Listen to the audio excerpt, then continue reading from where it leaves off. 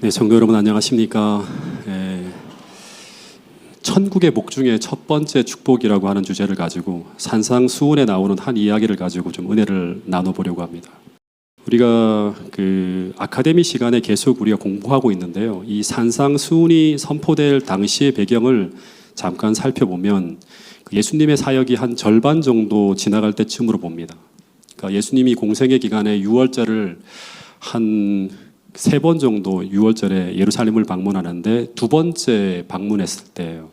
그때 베데스다 연못가의 한 중풍병자를 고치면서 안식일 문제로 또 엄청난 논쟁이 벌어지게 됩니다.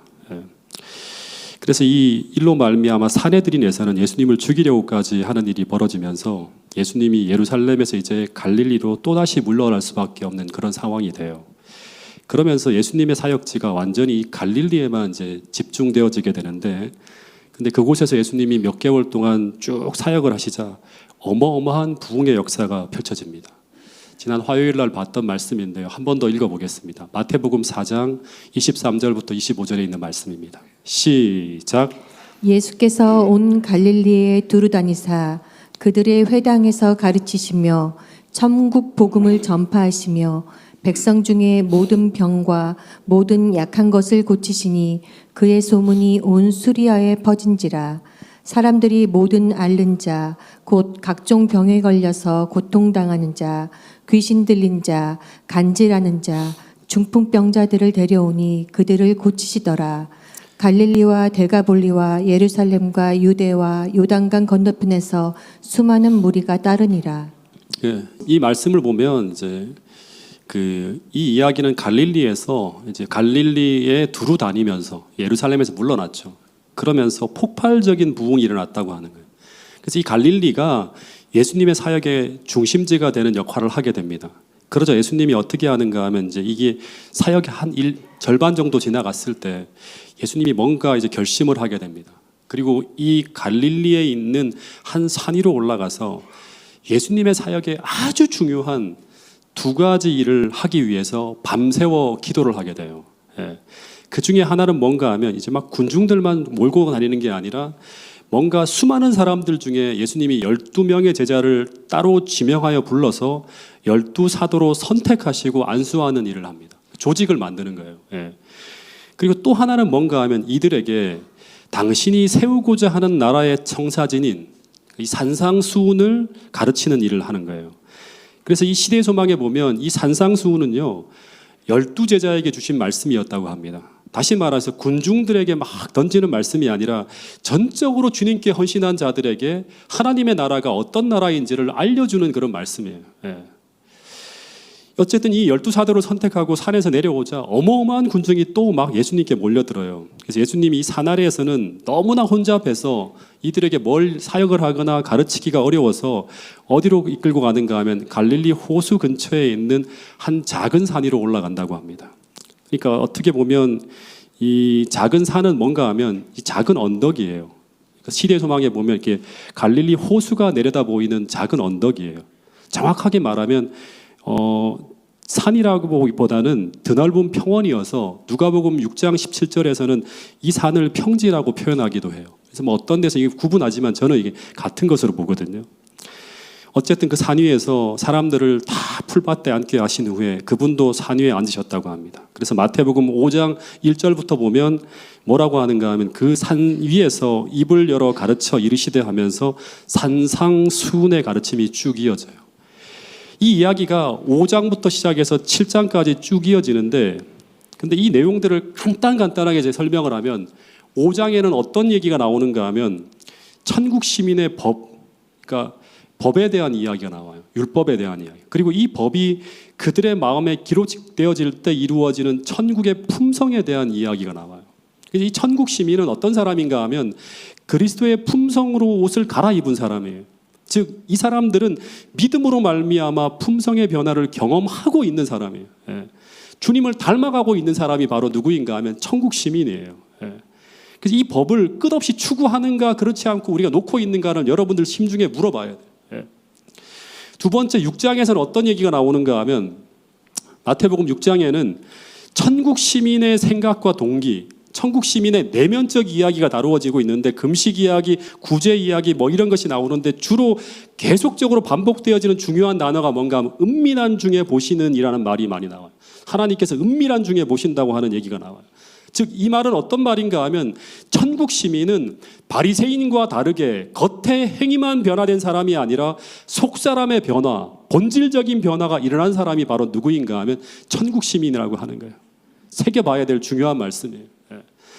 그리고 7장에서는 어떤 이야기가 나오는가 하면 비판하지 말라, 다른 사람을 비난하지 말라, 하나님의 말씀을 듣고 행하는 자가 되라는 듯 삶의 열매에 대한 이야기가 나와요. 천국 시민은 외면적으로도 변화된 사람이라고 하는 거예요. 그러면서 이 이야기를 다 하고 난 다음에 8장 1절에 보면 7장 얘기가 다 끝나고 난 다음에 예수께서 산에서 내려오시면서 산상수훈의 이야기가 끝이 납니다.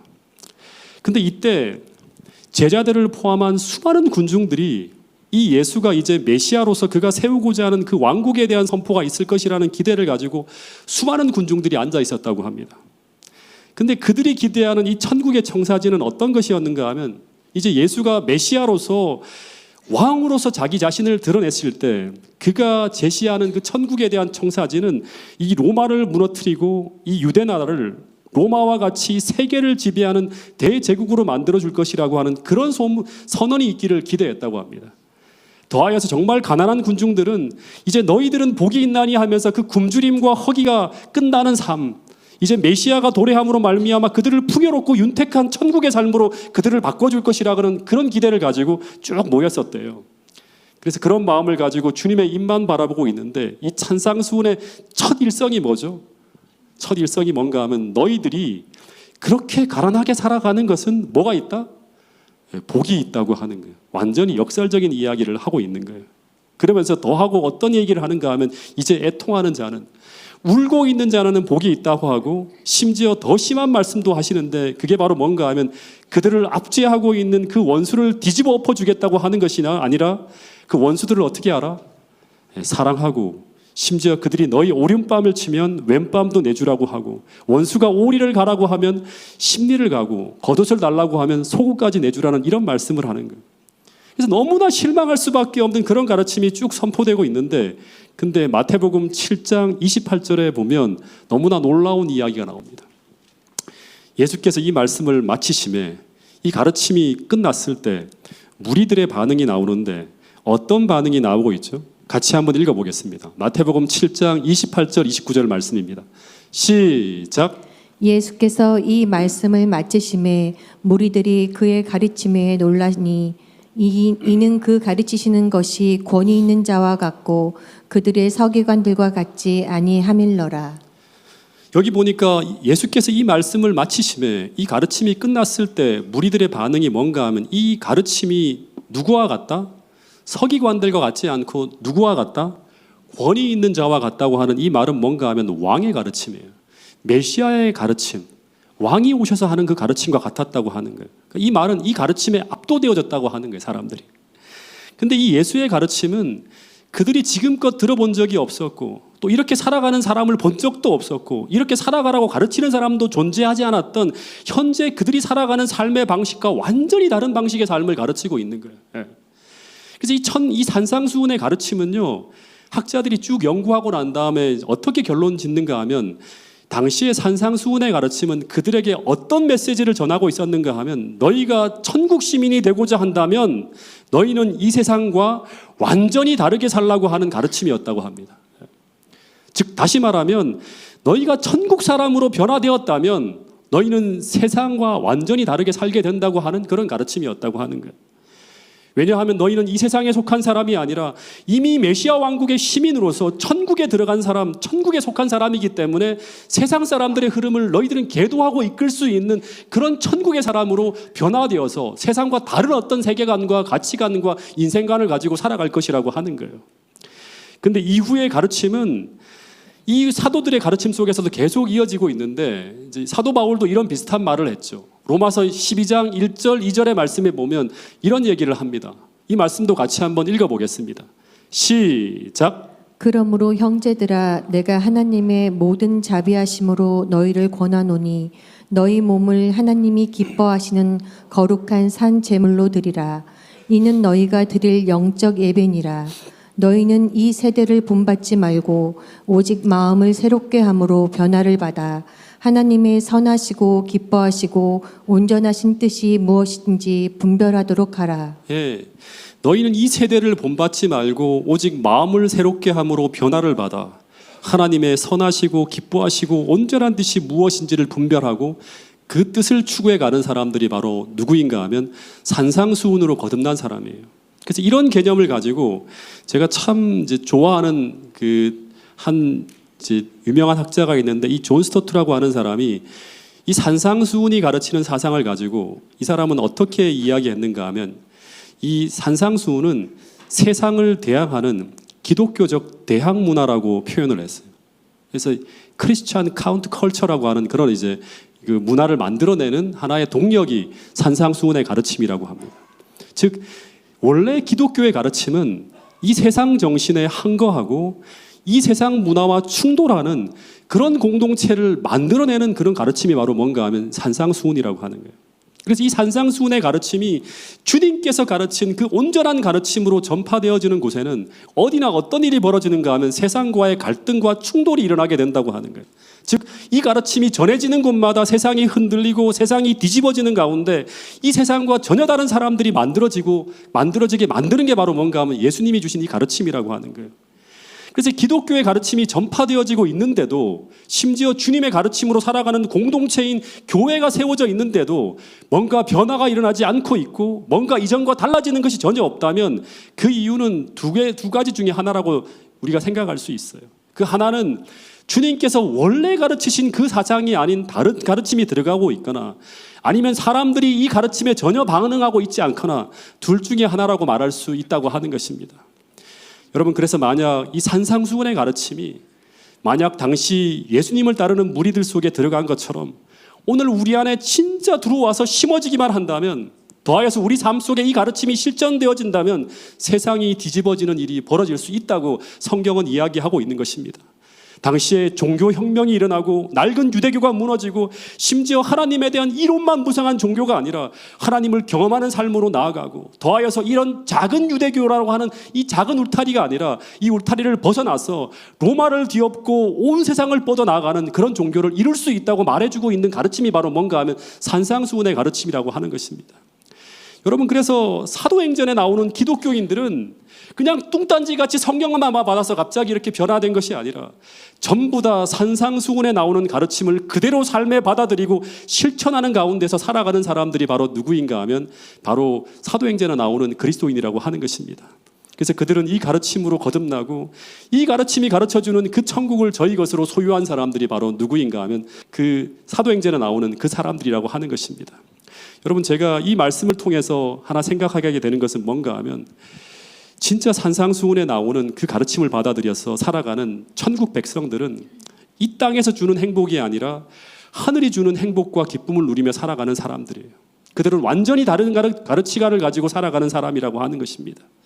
핍박을 받고 있지만 자신들을 핍박하는 그 원수를 사랑하고 금식하고 구제하고 선행을 행하지만 자신의 의를 드러내지 않고 가난하지만 부요하고 온유하지만 강하고 핍박을 받고 있지만 기뻐하고 즐거워하는 전혀 이 세상 사람이 아닌 가치관을 소유한 사람들, 그들이 바로 누구인가 하면 주님께서 주님의 가르침으로 변화되어진 사람들이라고 하는 것입니다. 그래서 우리도 사도행전을 꿈꾼다고 하는데 그런 인생을 살아가기 위해서 제일 중요한 것이 무엇인가 하면 이 산상수훈의 첫 번째 가르침인 하나님이 주시는 이 8가지 복을 받아야 돼요. 산상수훈에서 제일 먼저 나오는 이야기가 뭐죠? 팔복의 이야기죠. 그러니까 이 팔복은 천국 시민이 되고자 하는 자는 반드시 받아야 될 축복이에요. 이 팔복 이야기가 나오고 그 다음에 어떤 이야기가 나오는가 하면 빛과 소금의 이야기가 나옵니다. 이 8가지 복을 받아야지만 그 다음에 나오는 세상의 빛이 되고 소금이 될 수 있다고 하는 것입니다. 그래서 오늘 이 팔복 중에 제일 중요하고 천국으로 들어가는 문과 같은 역할을 하는 이 복인, 이 첫 번째 복을 함께 공부해 볼 텐데요. 먼저 마태복음 5장 1절부터 3절까지의 말씀을 같이 한번 읽어보겠습니다. 시작. 예수께서 무리를 보시고 산에 올라가 앉으시니 제자들이 나아온지라 입을 열어 가르쳐 이르시되 심령이 가난한 자는 복이 있나니 천국이 그들의 것임이요. 여기 보니까 천국 백성은 첫 번째 어떤 사람들이다? 심령이 가난한 자라고 합니다. 이 말은 어떤 말인가 하면 그리스도인이 되는 첫 번째 길은 심령이 가난한 자가 천국을 소유하게 된다고 하는 말은 뭔가 하면 심령이 가난한 자가 되어야지만 그리스도인이 될 수 있다고 하는 말과 같은 거예요. 그러면 중요한 게 뭐냐 그러면 이 심령의 가난이라고 하는 게 무슨 말일까 생각을 좀 해봐야겠죠. 당시 유대 사회는 위정자나 종교 지도자를 제외하고는 거의 대부분이 가난한 사람이었다고 합니다.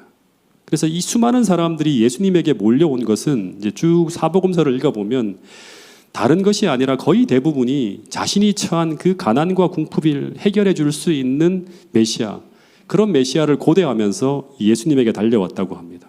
그래서 배고픔을 해결해 줄 메시아, 자신들을 부유하게 할 그런 메시아를 기대하면서 예수님에게 몰려왔는데 실제로 고린도전서 1장 26절에 보면 어떤 얘기를 하는가 하면 사도 바울이 당시 이 고린도 교회를 보면서 어떤 이야기를 하고 있는가 하면 초기 그리스도인들 중에 문벌이 있는 자가 거의 없고 세상의 권력자들이나 세상의 부자가 당시 교회 안에 거의 없었다고 합니다.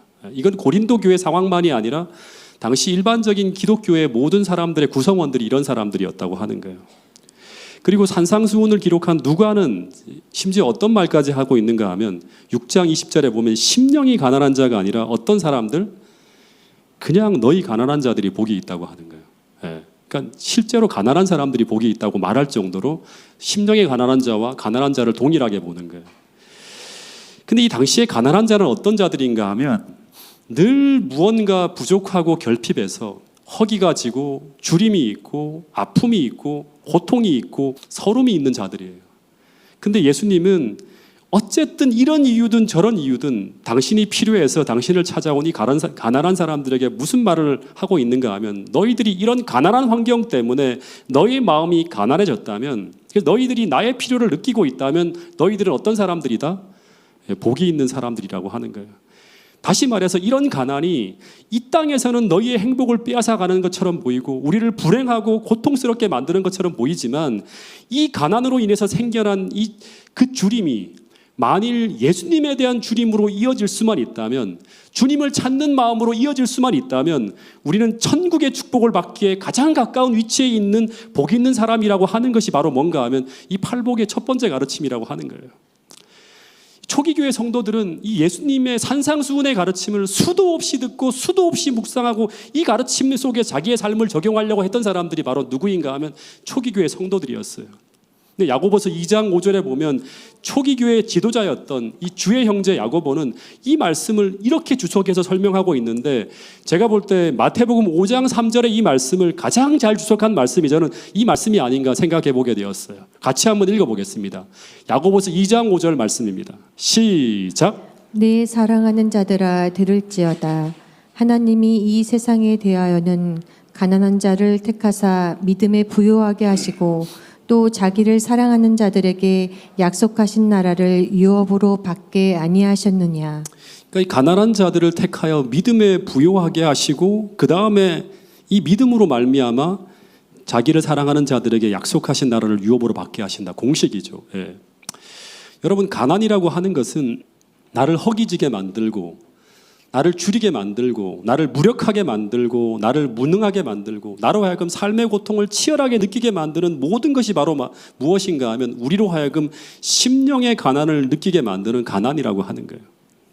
근데 그런 주림과 허기 속에 살아가는 사람들은 대부분 그리스도를 필요로 하게 되는 그런 환경과 상황 속에 처하게 됩니다. 근데 그런 심령이 가난한 자들의 마음속에 누가 찾아오는가 하면 바로 예수님께서 찾아가서 그 마음의 문을 주께서 두드린다고 하는 거예요.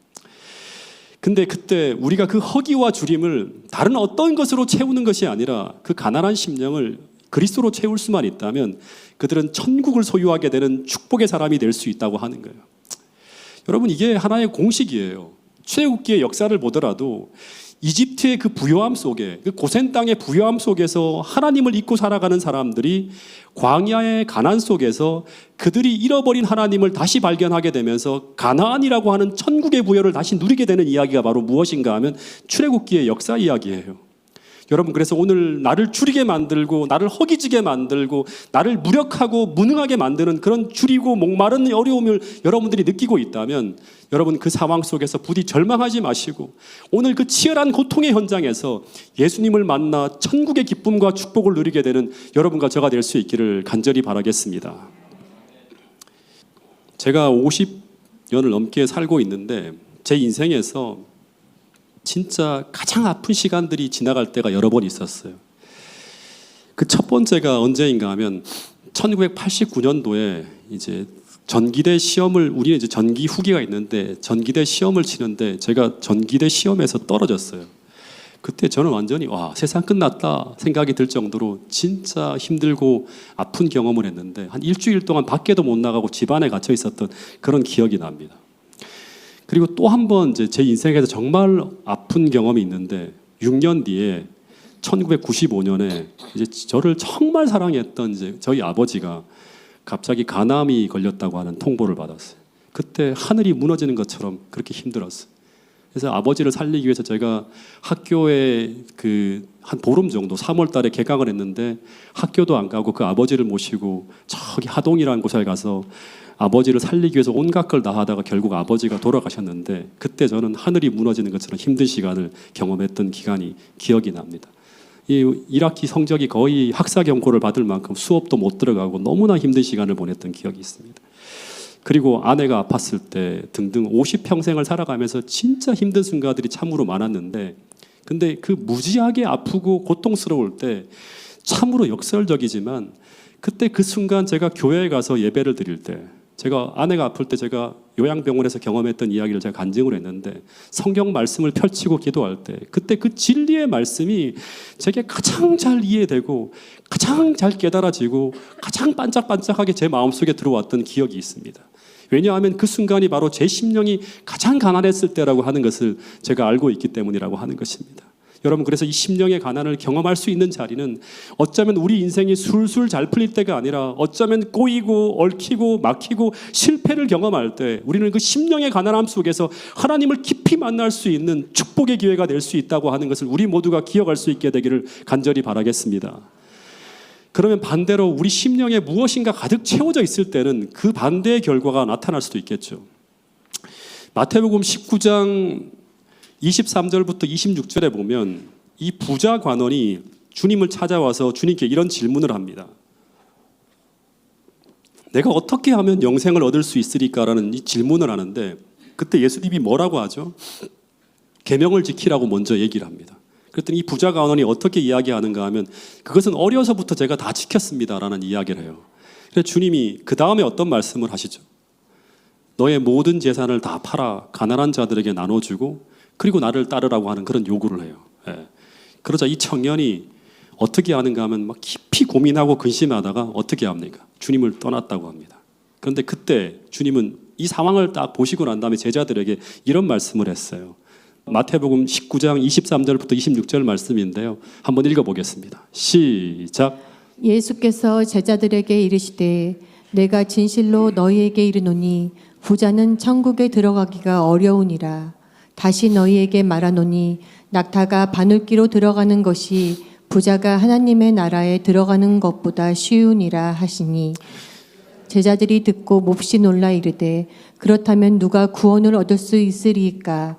예수께서 그들을 보시며 이르시되 사람으로는 할 수 없으나 하나님으로서는 다 하실 수 있느니라. 이 말씀은 어떤 말씀인가 하면 이 부자 청년은 하나님의 계명을 모두 다 지키며 하나님을 의지하여 살아가고 있다고 말하고 있는 아주 신실한 청년이었어요. 근데 이 이야기를 통해 본다 그러면 이 부자 청년은 실제로는 하나님을 의지하며 살아가는 것이 아니라 실제로는 물질을 의지하며 살아가고 있는 사람이었어요. 주님이 뭐라고 하는가? 그것을 내려놓고 살아갈 수 있겠니? 그걸 나를 위해 내려놓고 살아갈 수 있겠니? 하는 제안을 들었을 때 이 부자 청년은 그걸 포기할 수가 없었다고 하는 거죠.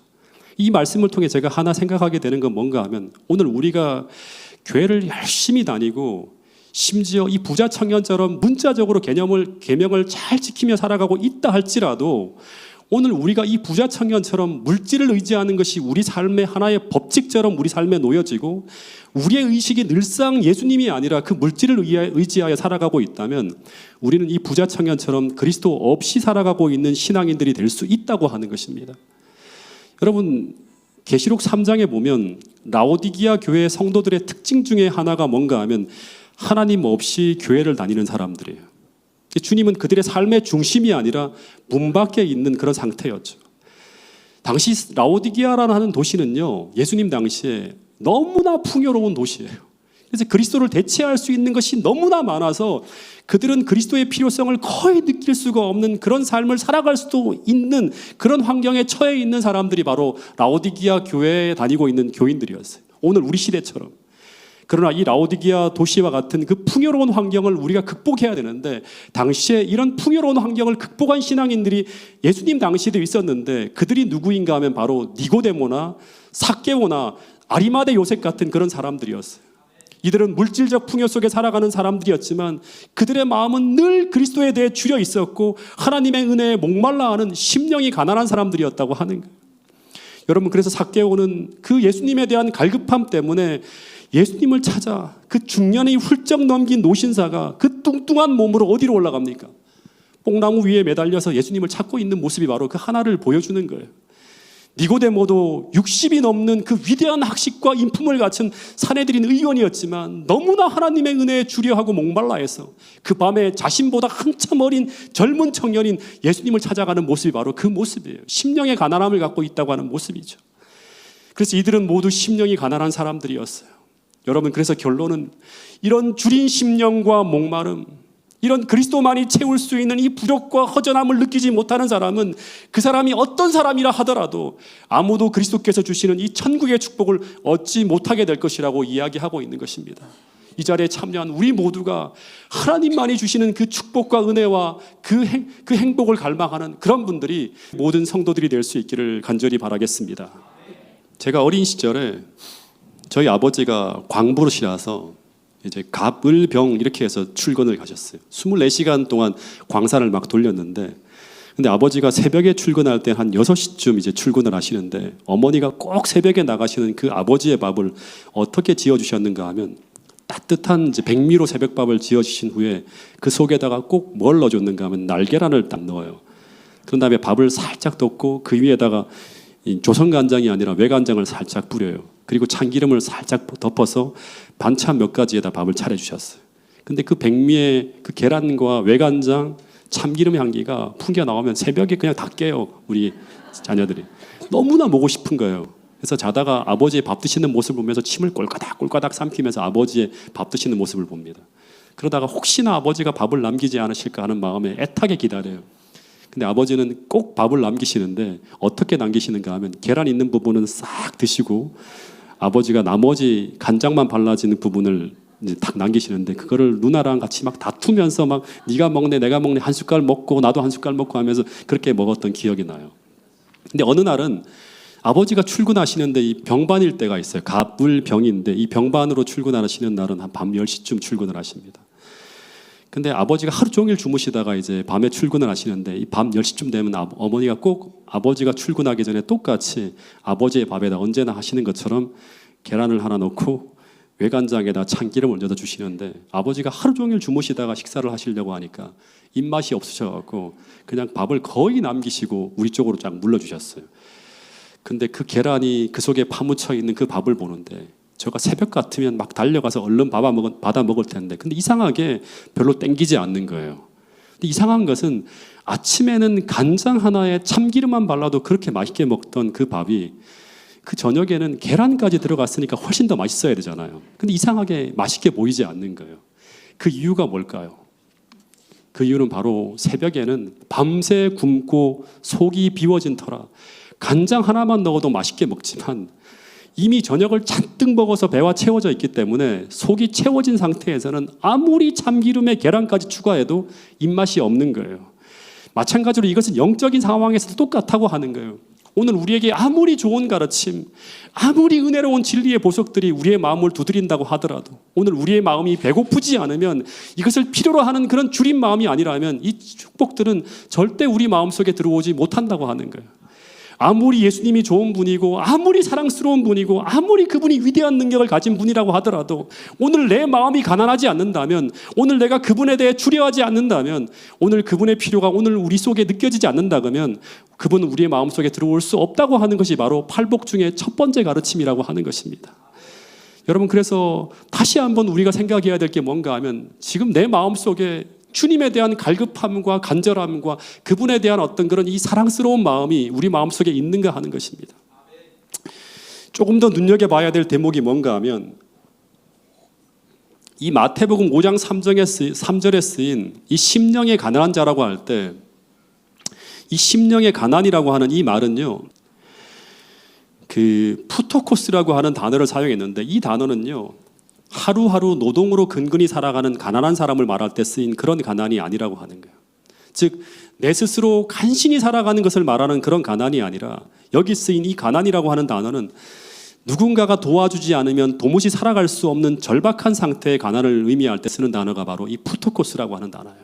번역할 때 가끔씩 어떻게 번역되어져 있는 걸 보는가 하면, 이 거지같이 가난한, 이 푸토코스라는 단어는 찢어지게 가난한, 이런 의미로 이렇게 번역이 되는 걸 볼 수 있습니다. 다시 말해서 이 말은 어떤 말인가 하면, 누군가가 도와주지 않으면 살아갈 수 없는 상태의 가난을 말하는 거예요. 즉, 신앙적으로 푼다 그러면 주님이 도와주지 않으면 살 수 없다고 하는 그런 걸 느끼는 마음이에요. 근데 성경을 읽어보면 팔복의 비유 중에서 의에 줄이고 목마른 사람들, 그 다음에 심령의 가난을 이야기할 때 두 팔복 중에 두 가지의 복이 뭔가 하면 줄임과 목마름을 이야기하는데, 이것은 무엇을 의미하는가 하면, 오늘 우리의 신앙적 완성과 신앙적 부유함을 얻을 수 있는 가장 중요한 조건이 무엇인가 하면, 바로 오늘 우리 심령이 주님에 대해서 얼마나 주려하고 있는가에 달려있다고 하는 것을 말해주는 거예요. 이 주려하는 목마름만큼 우리 신앙이 성장할 수 있는 거예요. 다시 말해서 오늘 우리의 마음이 정말 그리스도의 은혜 없이 살 수 없는 자라고 하는 이런 마음이 아니라면, 하나님은 그런 환경을 만들어서라도 그런 경험을 하실 수 있도록 한다고 하는 거예요. 그래야지만 우리는 천국의 보화가 풍성히 쏟아지는 그 황량한 광야에서 하나님을 만나는 경험을 할 수 있기 때문이라고 하는 것입니다. 요한계시록 2장 8절에 보면 7교회 중에서 서머나 교회에 대한 이야기가 나오는데, 이 교회는 7교회 중에서 가장 어려움 속에 직면해 살아가던 그런 교회였어요. 아마 성도들의 대부분은 어떤 사람들인가 하면 카타콤이라고 하는 동굴에 기거하면서 세상의 모든 물질을 잃어버린 사람들이 대부분의 성도들이었어요. 근데 그런 극심한 박해와 핍박 속에 살아가는 사람들에게 예수님이 어떤 말씀을 하셨는가 하면, 전혀 역설적이게도 이런 말을 했어요. 같이 한번 읽어보겠습니다. 요한계시록 2장 9절에 있는 말씀입니다. 시작. 내가 내 환난과 궁핍을 알거니와 실상은 내가 부요한 자니라. 그러니까 내가 내 환난과 궁핍이라고 하는 말은 뭐예요? 가난이죠. 내가 내 환난과 궁핍을 내가 알고 있는데, 실상은 너희는 어떤 사람들이다? 부유한 자라고 하는 거예요.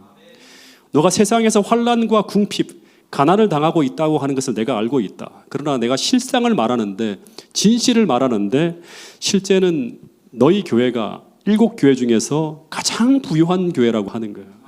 여러분, 이 말이 무슨 말일까요? 이걸 좀 잘 이해를 해야 되는데, 이 교회 사람들이 무엇으로 부유하다고 하는 것일까? 조금 더 구체적으로 살펴봐야 되는데, 이 비밀은 고린도후서 6장 9절부터 10절에 보면 사도 바울의 이런 고백으로 풀리게 돼요.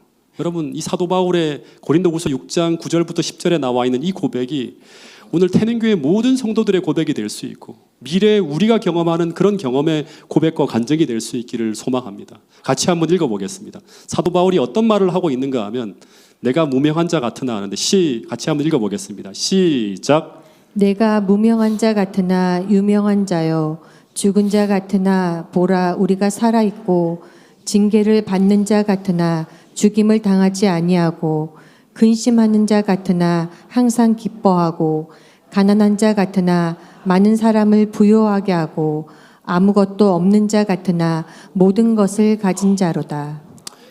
지금 사도 바울이 어떤 말을 하고 있는가 하면, 너희들이 나를 겉으로 보기에는 내가 모든 것을 잃어버린 아무것도 없는 거지같이 가난한 자같이 보이지만 실제로는 나는 모든 것을 가진 부자라고 하는 거예요.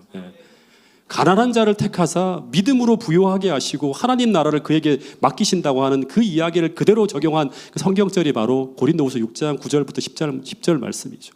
이 말씀의 의미는 무엇인가 하면 믿음으로 부요한 사람들은 그 믿음으로 말미암아 하늘 창고를 열어서 그 하늘의 부요함으로 그의 인생을 가득 채울 수 있는 사람이라고 말하는 거예요.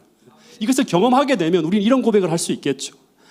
이런 것을 경험했던 사도 바울은 심지어 무슨 말을 하고 있는가 하면 빌립보서 4장 13절에 보면 내가 아무것도 없고 모든 것을 다 잃어버렸다 할지라도 내게 능력 주시는 자 안에서 내가 모든 것을 할 수 있는 하늘의 부요함을 누리고 있는 사람이라고 이야기하고 있는 거예요.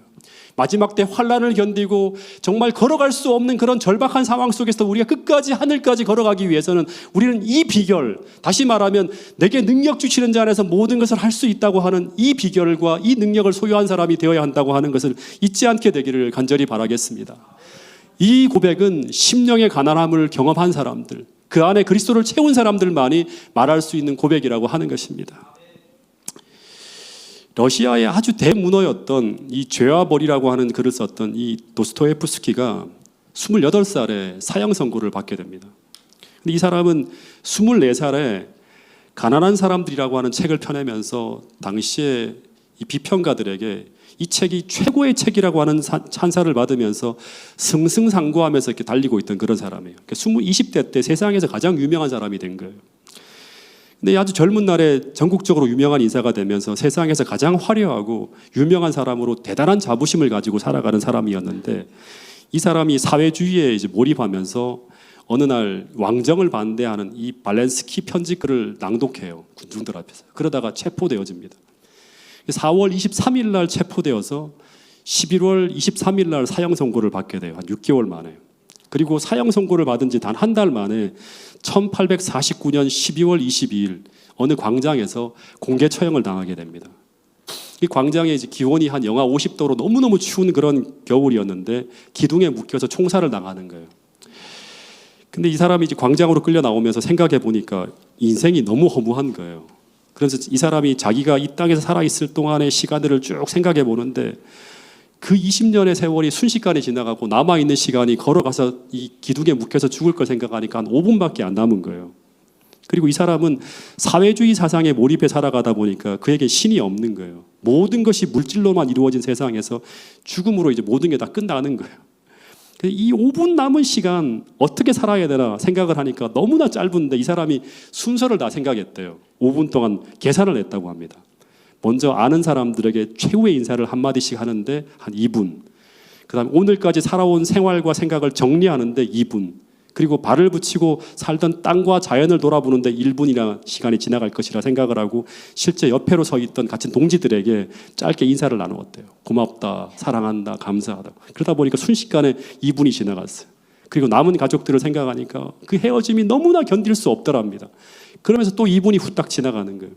그리고 자기 자신에 대해 생각하니까 이제 1분 후에 어디로 갈까 내가 이 생각을 하니까 눈앞이 아찔하더래요. 이 사람이 죽음이라는 걸 생각하니까 너무너무 어둡고 캄캄한 거예요.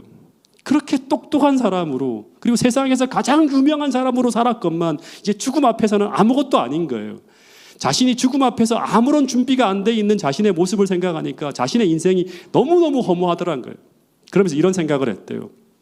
나에게 다시 한 번만 인생이 주어진다면 나는 다르게 살 것이라고 이런 생각을 쭉 떠오르면서 생각을 하는데 순식간에 자신의 눈앞에서 가리개가 딱 채워지고 그리고 앞에서는 총알을 장전하는 소리가 절커덕 났다고 합니다. 그 소리와 함께 견딜 수 없는 상상을 초월하는 죽음의 공포가 확 몰려왔다고 합니다. 모든 몸을 다 굳게 만드는. 그러면서 그때 심령이 정말 가난한 사람이 되어버렸다고 합니다. 이 죽음 앞에서는 신의 필요성을 절감하는 거예요. 하나님이 정말 필요하구나 하는 걸 막 절감하는 거예요. 근데 바로 그때 그 광장에서 떠들썩하는 소리가 막 들려오더니 멀리서 병사 하나가 막 흰 손수건을 막 흔들면서 이쪽으로 달려오고 있었는데 이 사람이 바로 황제의 특사령을 가지고 온 사람이었어요. 그래서 그 몇 초 상간에 이 사람이 죽음에서 풀려나게 됩니다. 그리고 그 후에 시베리아로 보내져서 4년간 유배 생활을 하고, 그리고 그때 거기서 이 사람이 어떤 생각을 하는가 하면 인간이라는 어떤 존재인지를 깊이 성찰하면서 정말 가난한 심령으로 기독교에 귀의해서 기독교와 관련된 작품을 쓰면서 평생을 살아가게 됩니다. 여러분, 심령에 가난하면 주님을 만날 수 있는 최고의 기회라고 하는 사실을 기억할 수 있게 되기를 간절히 바라겠습니다. 이제 말씀을 줄이면서, 여러분, 우리는 지금 하나님의 은혜를 받을 수 있는 정말 중요한 은혜의 시기에 우리가 서 있다고 하는 사실을 꼭 기억할 수 있게 되기를 간절히 바라겠습니다. 이 설교를 제가 파주중앙교회에 있을 때 10월 초에 제가 천선교회 전도회를 가기 직전에 나눴던 말씀이 바로 이 말씀이었어요. 근데 저는 그때 내가 그 전도회를 감당할 수 없다고 하는 것을 깊이 느끼면서 정말 절박한 심정을 가지고 정말 밤에 찾아온 친구에게 떡을 나눠줘야 되는데 그 나눠줄 떡이 없다고 하는 것을 절절히 느끼면서 하나님 앞에 강청하는 그런 심령을 가지고 기도하면서 이 설교를 준비했던 기억이 납니다. 여러분, 내게 없는 그것을 달라고 하는 자, 정말 필요한데 이것이 내게 없다고 하는 것을 느끼면서 하나님 앞에 처절한 심정을 가지고 진짜 기도하는 사람들에게 주님은 무엇을 약속하고 있는가 하면 이 약속의 말씀을 주고 있어요. 우리가 정말 너무나 잘 아는 말씀인데 마지막으로 이 말씀을 좀 읽어보겠는데요. 여러분, 이 말씀은, 이 약속은 누구에게 주어진 약속인가 하면 심령의 처참한 빈곤을 느끼면서 구하는 자들에게 약속된 말씀이라고 하는 것을 우리 모두가 꼭 기억할 수 있게 되기를 간절히 바라겠습니다. 그리고 이 약속의 말씀을 여러분의 것으로 담아가서 진짜 하늘의 부요를 누리며 살아갈 수 있는 사람들이, 모든 성도들이 될 수 있기를 간절히 바라겠습니다. 마지막 말씀 읽어보겠습니다. 시작. 내가 또 너희에게 이르노니 구하라 그러면 너희에게 주실 것이요 찾으라 그러면 찾아낼 것이요 문을 두드리라 그러면 너희에게 열릴 것이니 구하는 이마다 받을 것이요 찾는 이는 찾아낼 것이요 두드리는 이에게는 열릴 것이니라. 너희 중에 아버지 된 자로서 누가 아들이 생선을 달라 하는데 생선 대신에 뱀을 주며 알을 달라 하는데 정갈을 주겠느냐. 너희가 악할지라도 좋은 것을 자식에게 줄 줄 알거든 하물며 너희 하늘 아버지께서 구하는 자에게 성령을 주시지 않겠느냐 하시니라. 예, 하나님께서 구하는 자에게 성령을 주신다고 하는데 마태복음 7장에서는 이 성령이 가장 좋은 것으로 약속되어져 있습니다. 여러분, 하나님은 오늘도 가장 좋은 것을 주시기 위해 기다리고 계신다고 합니다. 여러분, 이 가난한 마음에 예수님이 모셔진다고 하는 이 약속의 말씀을 꼭 기억해서 이 시간 우리의 마음이 정말 주님을 필요로 하는 가난한 심령이 되게 해달라고, 그리고 그 가난한 심령에 주님으로 채워지게 해달라고 간절히 간구하며 한 주를 보낼 수 있는 모든 성도들이 될 수 있기를 간절히 바라면서 오늘 말씀을 마치도록 하겠습니다.